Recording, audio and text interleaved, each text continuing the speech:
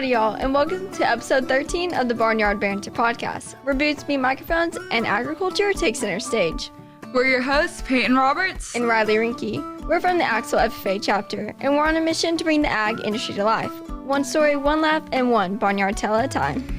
Each episode, we'll be chatting with different farmers, ranchers, ag teachers, FFA members, and industry experts out there making a difference in the world of agriculture. Whether you're hauling hay, feeding calves, planting crops, or simply just curious of where your food comes from, this podcast is for you. So sit back, grab a sweet tea, or hop on the tractor as we dive into the wild, wonderful, and sometimes downright muddy world of agriculture. Welcome to Barnyard Banter.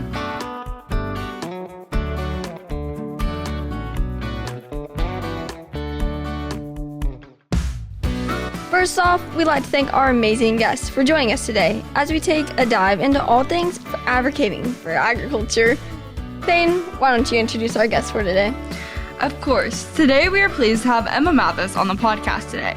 Emma Mathis is a college student, entrepreneur, and proud advocate for agriculture in rural America. She is pursuing a degree in agricultural business with a pre-law track at Oklahoma State University, where she serves on the Collegiate Farm Bureau Board as well as the Cattlemen's and Cattlewomen's Boards.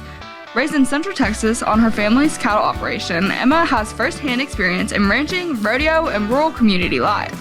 She is a two-time mock trial state qualifier, a competitive rodeo athlete, and founder of the Patriot Cowgirl, a lifestyle brand dedicated to honoring veterans and celebrating Western heritage. Through this brand, she authored and published a children's book teaching gratitude for veterans. Her leadership has taken her from the rodeo arena to the keynote stage, where she has addressed audiences on patriotism, youth leadership, and the future of agriculture. Passionate, driven, and deeply rooted in her rural upbringing, Emma is committed to being a voice for agriculture, rural communities, and the values that sustain them. Thank you, Emma, for coming on the podcast. For listeners who may not know you yet, how do you usually introduce yourself? I'm Emma Mathis. I'm from Mart, which is about 30 minutes east of Waco. I went to high school at Vanguard College Preparatory School here in Waco, and now I'm a college student at Oklahoma State University studying ag business. I am the founder and owner of the Patriot Cowgirl, which is just like a lifestyle brand type thing of patriotism, agriculture, and trying to be a leader for the future generations. And I also authored, which I have a little gift for y'all, Emma the Patriot Cowgirl, The Power of Thanks. So y'all each get a book. And they're a little bent because they've been in my backseat for a while. I'm sorry. But yeah, that's me. Wow, thank you. So for our first question, what was your involvement with agriculture in high school? So I actually, with me going to Vanguard, was never in FFA, which is a surprise to a lot of people. I have no idea what y'all really do. I know bits and pieces just because I know people involved in it and people that did it. But really just growing up in the country and stuff like that. I mean, we've always had cows. I've been around rodeo since the time I was born, pretty much. So that's kind of was my involvement. And when I got into high school, going to Vanguard taught me that nobody really knows what goes on in the rural communities. Nobody really understands where their food actually comes from, which was really surprising to me. And people joke that does chocolate milk come from brown cows? But some people are actually confused on where their milk actually comes from. So that kind of made me realize that that's definitely something I want to stay involved in and be a voice for. So that's just kind of how I've been involved in high school and growing up. We've always had cattle, and now we farm a little bit, so we dabble in a little bit of everything.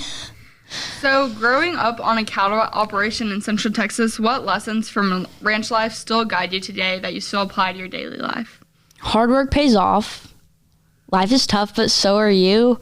And every day's not the same. No matter, you can have a set plan and you can say, this is what my plan is and this is what I'm doing, but that's not usually how it goes. I mean, today I was going to drive back to school and now I'm helping sort cows after this. So you just really never know what the day's going to hold. And I think that's just kind of being able to adapt to whatever's going on is very, very helpful, not just in ranching or farming, but in life in general.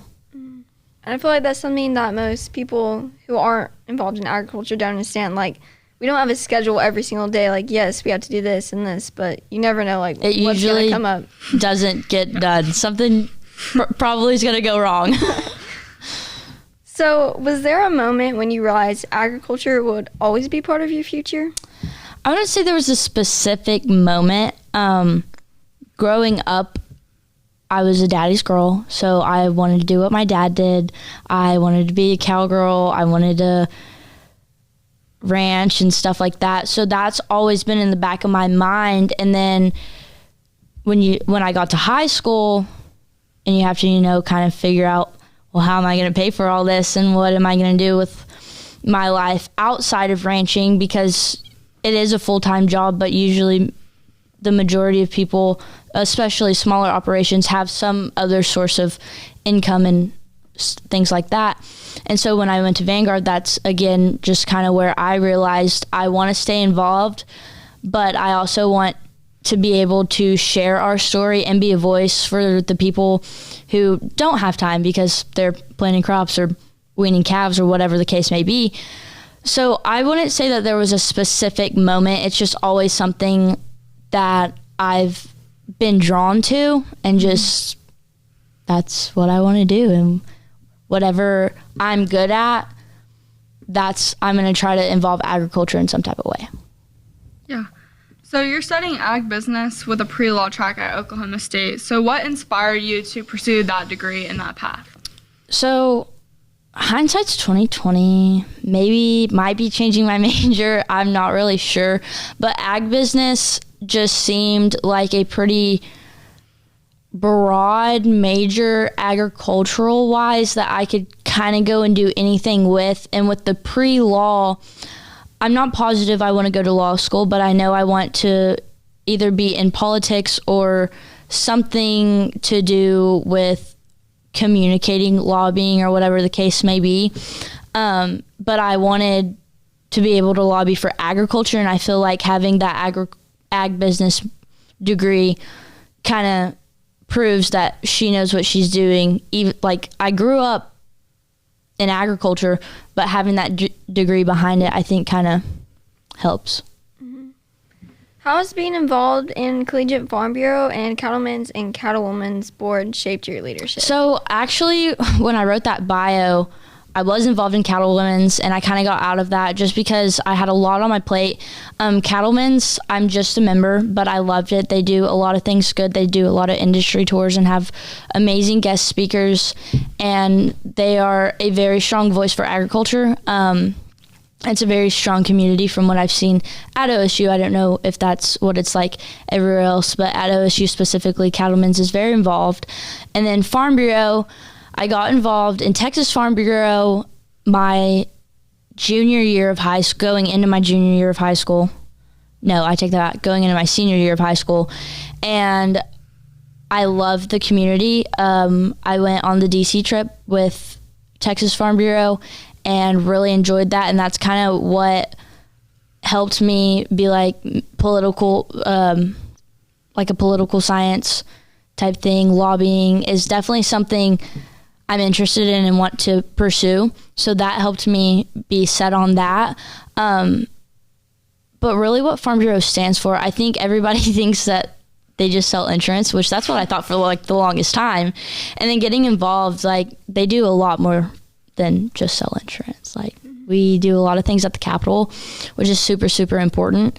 And Oklahoma Farm Bureau, I am a student representative for OSU, and just being able to reach out and talk to our members and make sure everybody stays involved, or that wants to be involved, gets involved, and going to the conferences and meeting the people who work for Farm Bureau and getting to network with all those people. It's just really, really good.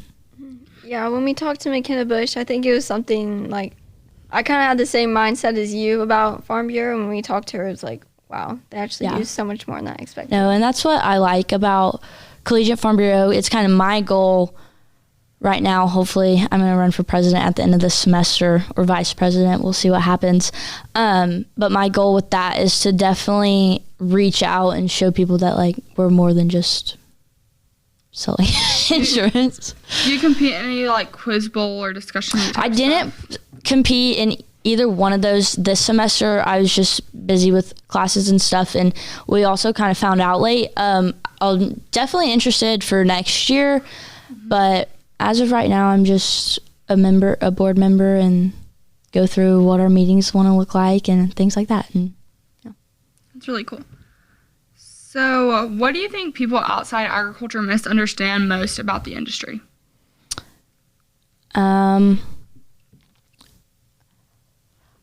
A lot of things. I feel like part of our problem in agriculture is we aren't sharing our story. We're letting other people share our story. And so I think there's a lot of misunderstanding of, again, where your food actually comes from, and not necessarily where it comes from, but what it takes. Because I think if you're not behind the scenes, you don't know the blood, sweat, and tears that go into whatever it may be. I mean, it's hard. I mean, pray for rain. Like, I had a teacher at Vanguard ask me, he goes, well, what do you do if it doesn't rain? I was like, you pray. Like, that's pretty much it. So I think the misunderstanding of what it takes to be successful and produce the things we produce is the misconception. Mm-hmm. Why is it so important to you to be a voice for rural America right now? It goes back to I feel that we aren't sharing our story. We're letting other people share our story. And I want to be someone who I am involved, and I do know what it takes, and I know how hard it is. And so I want to be able to be that voice for the farmers and ranchers who I'm not saying they don't want to speak up, but don't know how, or things like that. And so I want to be able to be somebody that is like, look, this is what it takes, this is what goes on, and this is what we need to do to better agriculture. So you're a competitive rodeo athlete, so can you tell us a little more about that and what all you do? And then what has rodeo taught you that carries over into different aspects of your life, like leadership and business? So I am not actively competing right now. I'm kind of taking time off. I said I retired for college, but I've been involved in rodeo my entire life. My dad is getting up there in age, so I hope he's not watching this, but he's still actively competing. I ran barrels when I was younger, and then breakaway became a big deal, and my dad hated the fact that I wanted to be a barrel racer, and we had rope horses. And he was like, why don't you just rope? And so I decided to rope because I had the tools to succeed at it. I'm not saying I necessarily did. I definitely could have done a lot better and put more time into it. But I think the things that it's taught me so much about life. I think being involved in that environment has really set me ahead in a lot of things, because it teaches you discipline and maturity, and again, not everything's going to go your way. And also financials, because rodeo is expensive. But definitely, like, just being disciplined and staying strong and keeping your head up, and not letting people get in your head and telling you you can't do something. Like, if you're going to do it, do it. Don't let anybody tell you differently. So confidence probably is the biggest. So I know you said you were retired from rodeo, but how do you balance the discipline of rodeo, academics, and entrepreneurship? So that was kind of difficult last year. I had a lot going on.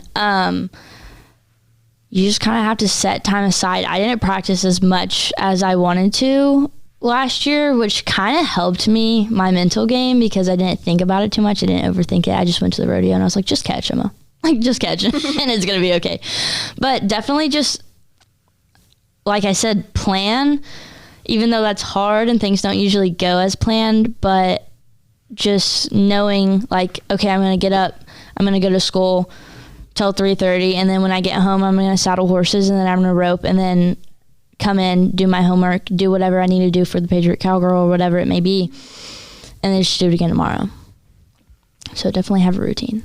So speaking of the Patriot Cowgirl, what inspired you to create it? And I know you have a podcast and a book now, so can you tell us a little more about that? Yes. So my junior year of high school, at Vanguard, you are allowed to take World War II and Vietnam history classes. And I took them both back to back, World War II's first semester, Vietnam's second semester.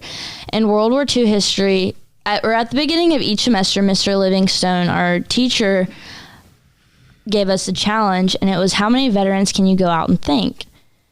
And you realize nobody really thanks veterans anymore. And he also brought in veterans to come and speak to our class and tell their story. And I can't even imagine the things that those men and women went through and how hard it is to continue through life, and then to know that they aren't as appreciated as they should be really stood out to me. And then, so I took those two classes, and I loved them. They've been so far my favorite classes I've ever taken. And I just felt really inspired. So towards the end of the year, that year, 2024 graduation, Mr. Livingstone was the keynote speaker, and he gave a speech on the power of one. And it's just kind of like, if I experienced it, I went and thanked a veteran, and then I watched 3 other people go and thank a veteran, that same guy. And so just like seeing people do a good deed usually inspires other people to do the same thing. And so that really inspired me. So I went home and I was like, what can I do? And I just started typing away, and we came up with The Power of Thanks. And it's a children's book to show gratitude to our veterans and kind of teach children, the younger generation,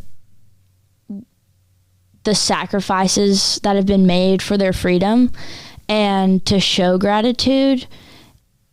I mean, doing it, if you don't do it now, I definitely recommend it. Like, go next time you see a veteran at the grocery store, go thank him. You will feel so good. Like, not only do they feel good, but you feel just as good. And so that's kind of what inspired me to do the Patriot Cowgirl, the book. And then the podcast, I dropped my first episode right before Christmas break, which is probably not the best idea. Probably not the best planning on my part. So we haven't dropped any other episodes, but don't worry. Holidays are over. With the new year coming up, hopefully I can set aside some time to finally get some new episodes up and going. But they'll drop every Monday with a challenge for the week. What all is going to be like on your podcast? Like, so what do you plan on talking about? The first episode, I just kind of introduced who I was and like what I'm about.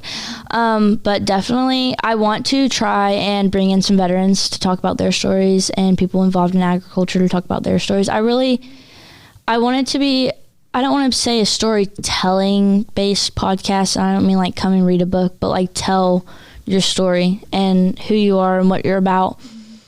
So that's kind of the goal there. Just showing gratitude and being thankful, and where your food comes from, and the hard work and sacrifices it takes, and keep it faith-based also at the same time. Yeah. So what was the most challenging part of turning an idea into a real business? Fear of failure for me. Like, that's definitely scary. The unknown is scary. You don't know what's going to happen. Is it going to be successful? Is it not going to be successful? So I'm somewhere in the middle, I think, right now. But definitely just doing it. I have ideas all the time, but acting upon it is definitely the hard part. Mm-hmm. So I would definitely say acting upon it, and then fear of failure, which, like, don't be scared. Like, failure teaches you a lot, but that was definitely my fears and worries and stuff. So has there been a moment when you realized your voice was making an impact, either while you were in it or after you had that realization? I would say a little bit. So after I did my book signing at Vanguard on Veterans Day, and KWTX came and did a little story on it, and I have people like, I was at a rodeo in Salado, and this lady was like, I saw you on the news. And I was like, what are you talking about? And she was like, your book. And I was like, oh my gosh, thank you so much.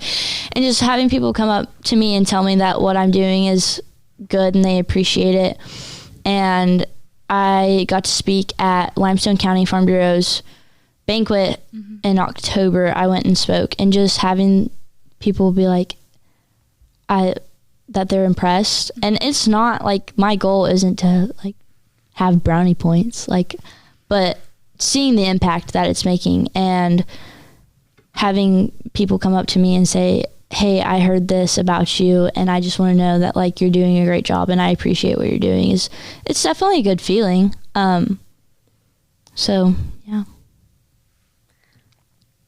So what's next for you? What dreams are you working toward right now? I'm in a position in life that I'm not totally sure, which is really scary for me because I have always had a plan. And I'm just kind of figuring out life right now.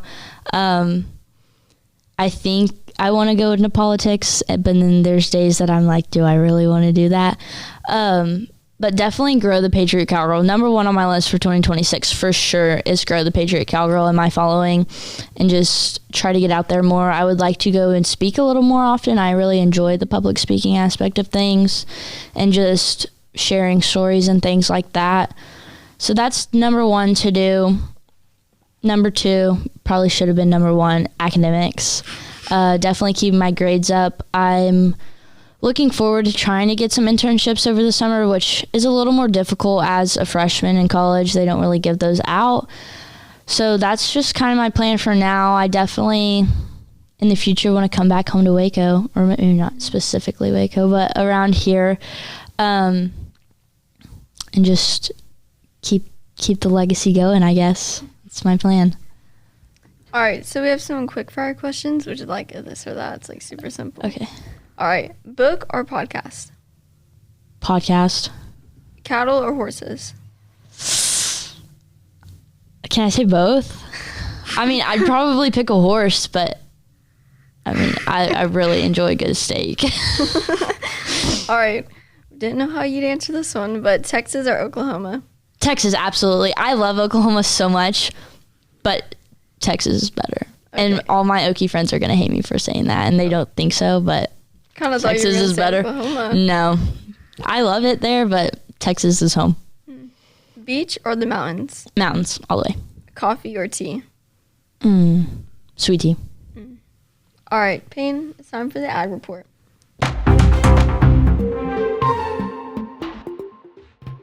January in agriculture means stock show season is officially underway.